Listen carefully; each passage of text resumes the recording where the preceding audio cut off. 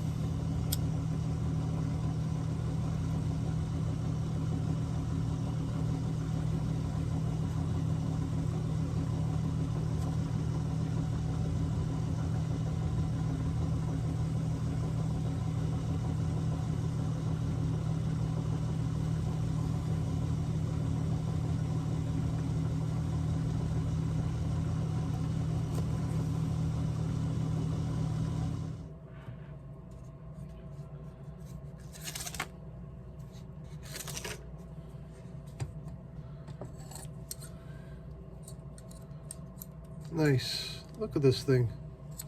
It just looks vicious, right? But it's not. Years ago, some guy came by the shop, said, "Hey, I sharpen scissors. You need your scissors sharpened." I'm like, "Hell yeah, of course." So I gave him one. He just, I mean, he abused my scissor. Obviously didn't do a good job. I saw what he did. I was watching him, and you know, there's ways of sharpening scissors, and he wasn't doing it right. I told him to stop, and I took all my scissors back, and this is the one that is messed up. I still gotta sharpen it the right way. Anyway, all right, now it's time to kind of meditate a little bit and sew the welt on. And I won't bore you guys watching me sewing a welt on. So we'll fast forward through this. When we come back, we'll have this welt sewn on all the way around the shoe. Let's continue.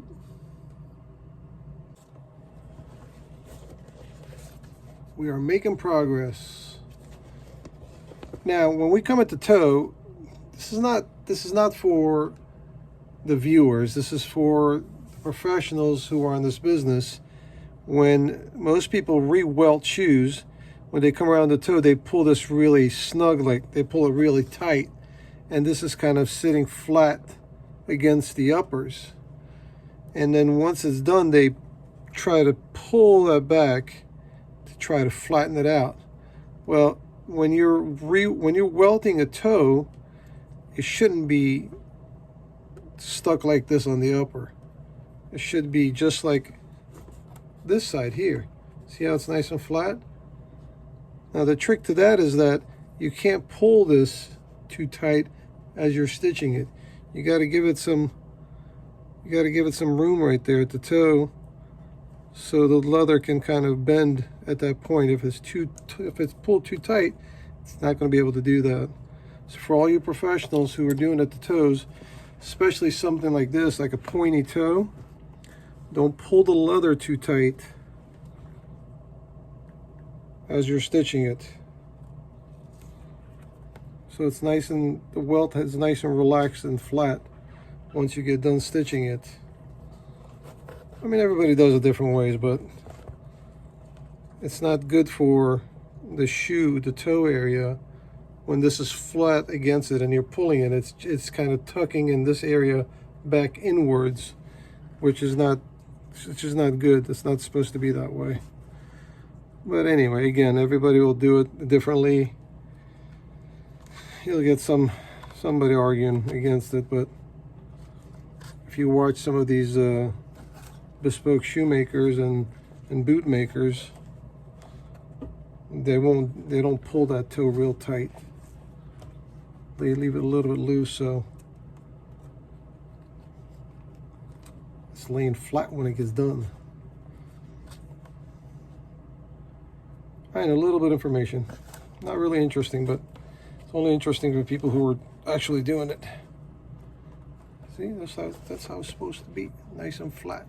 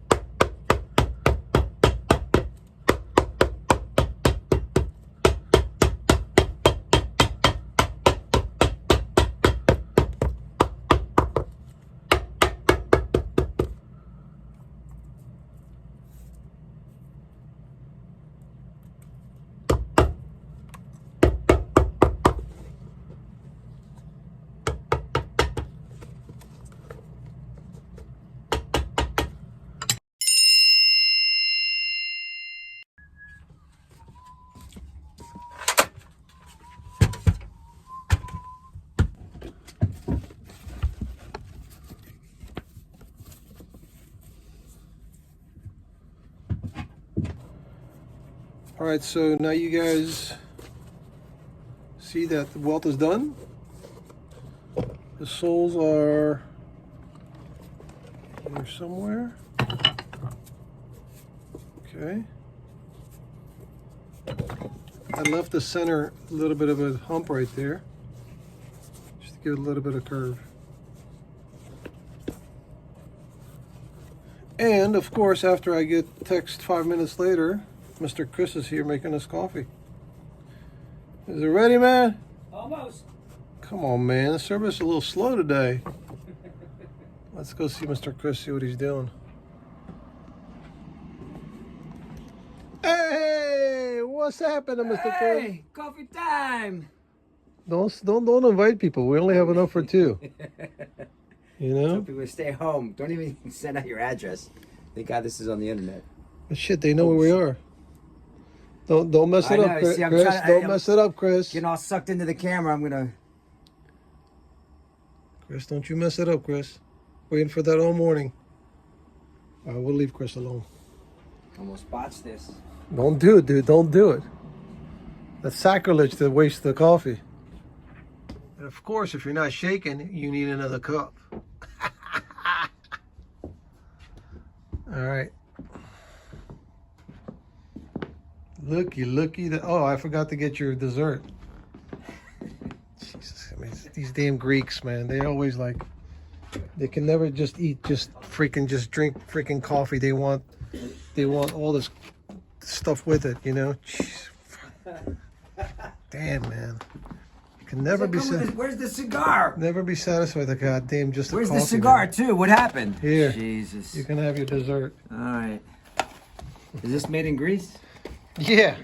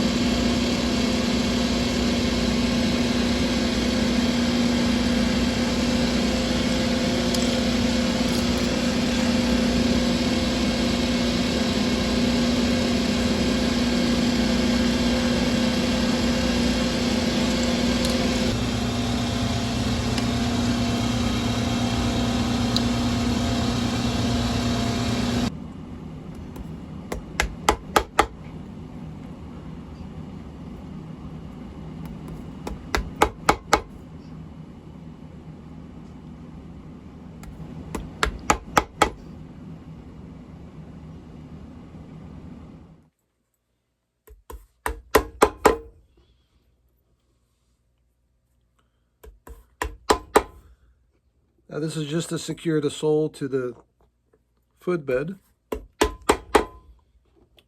We're using some brass nails. Now some people do a few, some people don't do any.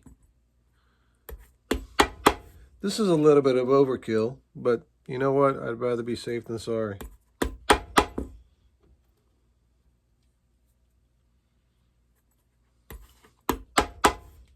I don't want to have any issues with the repair after I get done with it.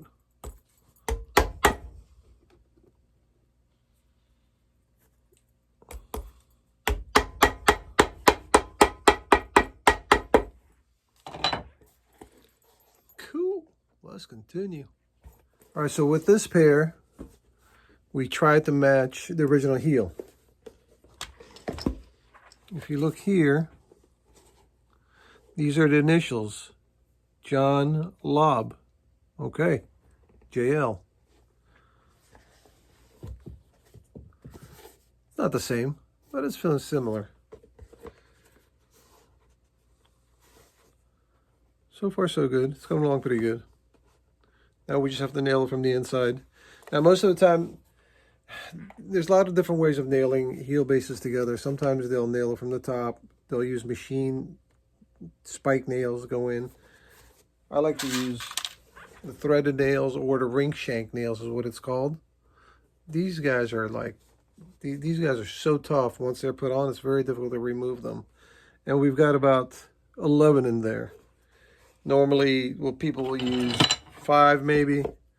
I like to use 7, but this particular one, since there was 11 there to begin with, so I'm just going to replace it with 11 nails myself. Oh, I forgot to mention something. For all you guys who love the hammer time, I sincerely apologize, because as I'm editing this video, I noticed that I didn't do any hammer time. I don't know what happened. I just got sidetracked, and the next thing I know, the soles are on the shoes already. And I was like, oh my God, I'm gonna get a lot of shit from this now. All you hammer time junkies want to see hammer time. I really don't know what happened, man. I just opened and closed my eyes, and next thing I know, I'm way ahead of the project, and I'm trying to get it done, and I forgot. Oh well, it is what it is. It is what it is, my brother. Well, you're getting some hammer time now with the nails, I guess. This is better than nothing. Tack hammer time.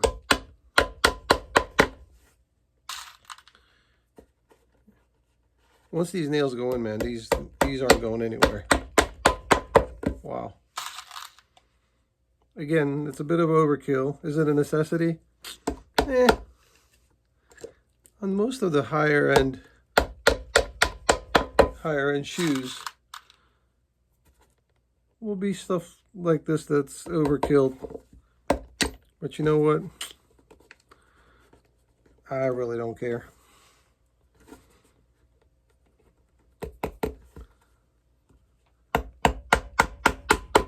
I'd rather overkill it than underkill it.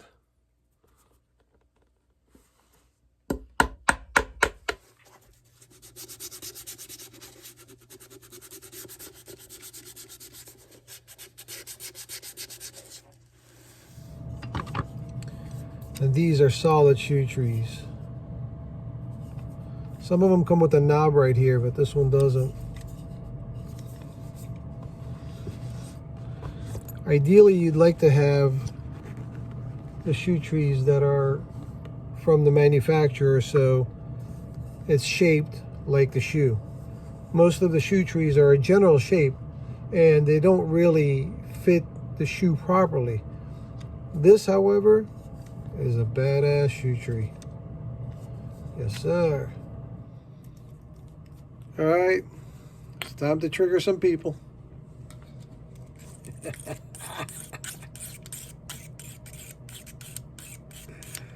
Oh, Lord.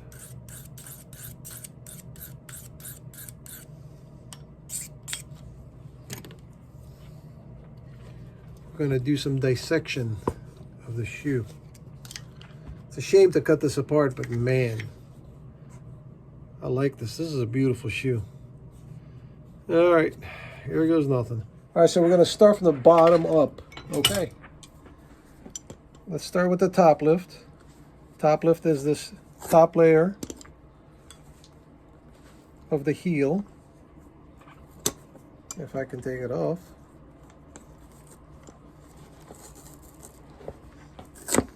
It's a pretty thick leather, I would say. Nice dense.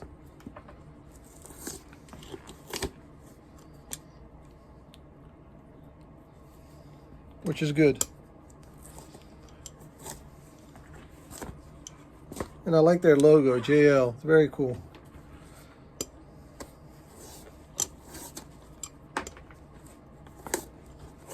Two,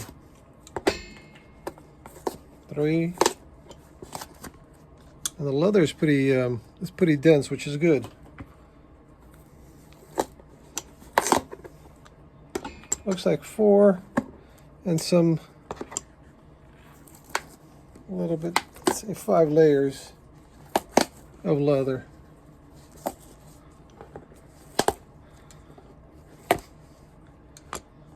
We've got a little thin piece around the edges to give it that concave look.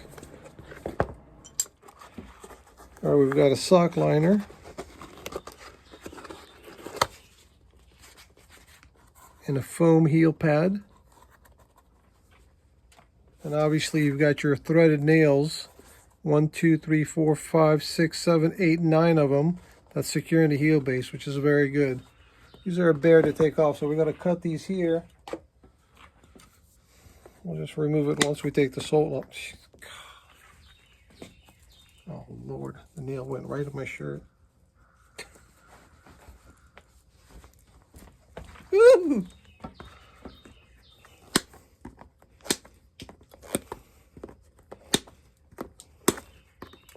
You guys hear that? I think one bird didn't go down south for the winter.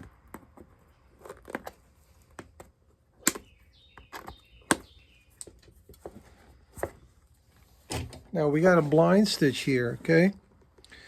What you guys saw basically gets cut on the side and lifts up, stitches, and then puts back in. Let's see if we can peel that back to see what kind of stitching we got going on.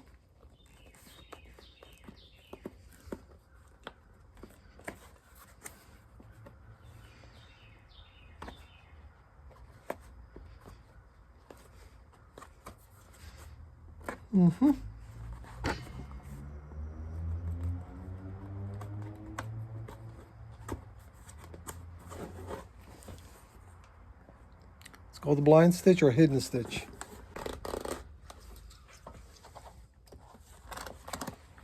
I don't think John Lobb uses JR leather for soles. I think they use Baker leather, if I'm not mistaken, which is another good company.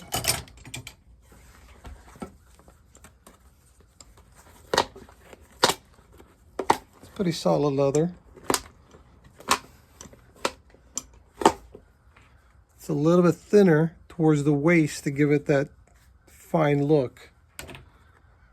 And we've got full cork. We've got a hump right here to give it that, it's not really beveled waist or fiddle waist, just kind of a little bit of a concave. And we've got wooden shank. This is in solid condition here. Sometimes these two tend to break though. Now, John Lobb has a production. It's a production company, I'm gonna say, and they do have different grades of John Lobb's. Ready to wear RTW, which is ready to wear, like a production shoe, and then MTO, made to order, which is made to order. Those are a lot more money than just something like this.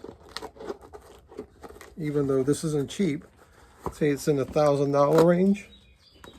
The one that we did with the single monk strap, that's like a $2,400 shoe.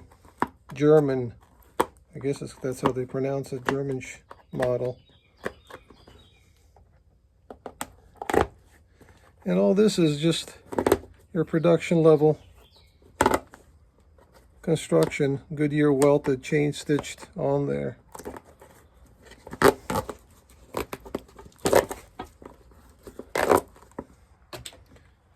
You've got a leather heel rand. This is the piece in the back right here, which is good. I mean, at that price level, you'd want it to be leather. But some manufacturers will use fiberboard or plastic, which is pretty dense, not too bad. The leather needs to be dense, not so fibers can't be too loose. You've got plastic here, which is not a big deal. This plastic film is basically, before they put the welt on, they cover the shoe in the uppers. And then once everything is finished on the bottom, they'll take a little tool to cut that plastic right around the edges. Obviously, what's underneath it is going to stay there because it's underneath it. So that's all that is.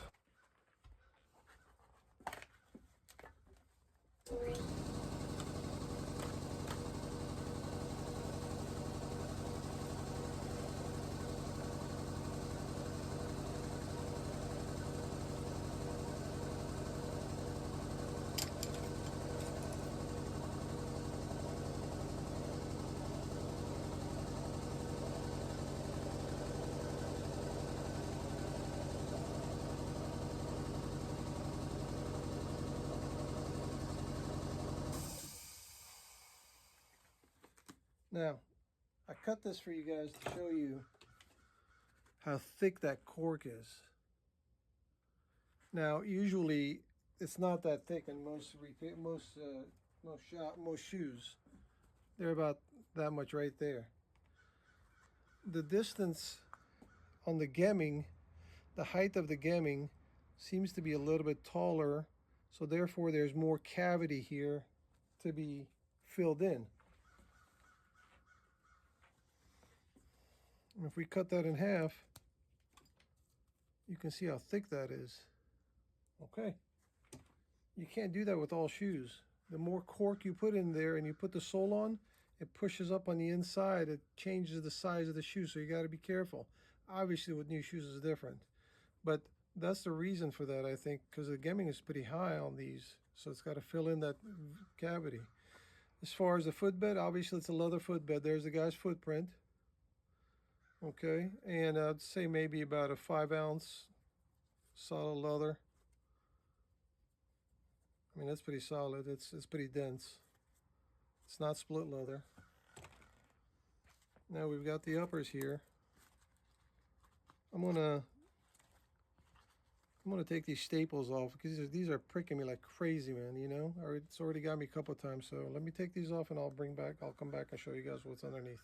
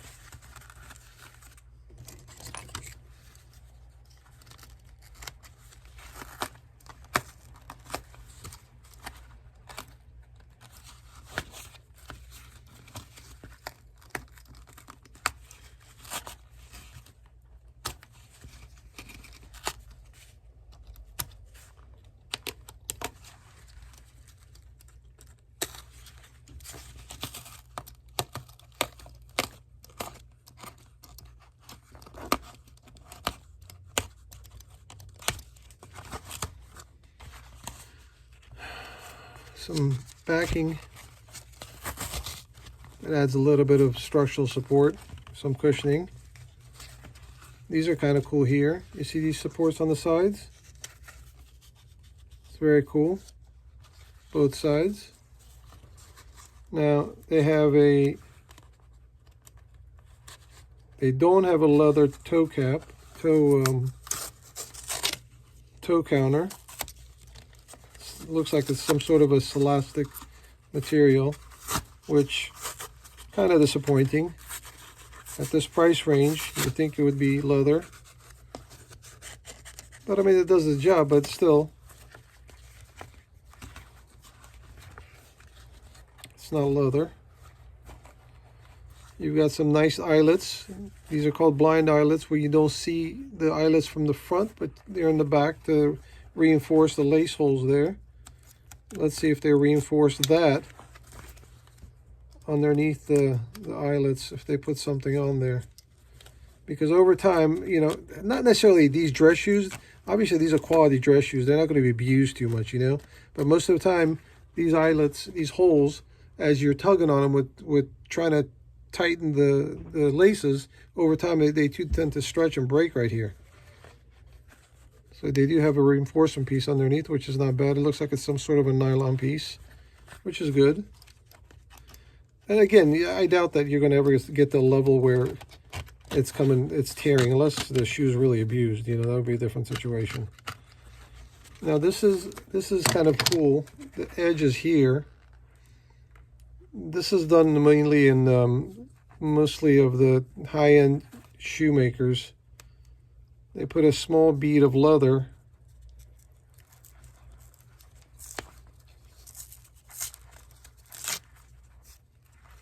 so this is basically like a 1-inch wide leather folded over. That's why you have a nice finished edge right here. They put it in between the uppers and then the lining. It gives it a nice edge. I forgot what they call that. That's not French binding, that's called something else. Now the back here, the back of the heel, you've got double stitch there. Not this piece here, just the top stitch right there, which is kind of nice and reinforced that area. Now again, this looks like it's a fiberboard heel counter. I'm sorry, yeah, heel counter. My mind went to the toe. Again, I think that, again, it's just my opinion. This is just a production shoe, I know. But at this level, you want them to do a couple of details that should be done. Maybe like a leather heel counter. Well, you know what? I am totally wrong. This is leather. I thought this was fiberboard. My apologies, John Lobb. Good. This is a leather heel counter.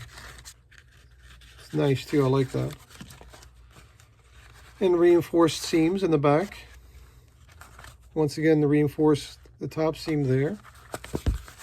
So overall, you know, it's in pretty good. It's a pretty good quality. Nice.